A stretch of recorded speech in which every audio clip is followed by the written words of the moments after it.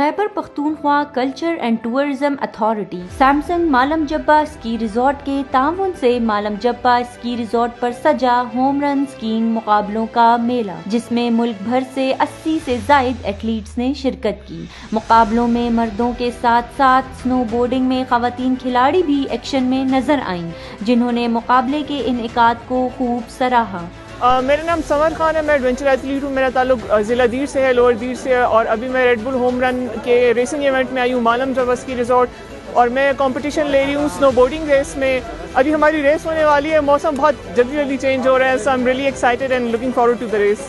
مردوں کے اسکیئنگ مقابلوں میں زاہد خان نے پہلی، شیر غنی نے دوسری اور الیاس خان نے تیسری پوزیشن حاصل کی، جبکہ سنو بورڈنگ میں امیس خان فاتح رہے۔ جی، میرا نام امیس حسین ہے اور میرا تعلق چترال سے ہے، اور میں ہندو کچھ اسپورٹس کلب کی طرف سے آیا ہوں، اور سنو بورڈنگ میں میرا فرسٹ پوزیشن آیا ہے، اور ریڈ بل کا یہ تیسرا سیزن ہے جو میں یہاں پہ آ کے کر رہا ہوں۔ اس سال میرا فرسٹ پوزیشن آ گیا بڑے ٹف مقابلے کے بعد، اور بہت انجوائے کیا۔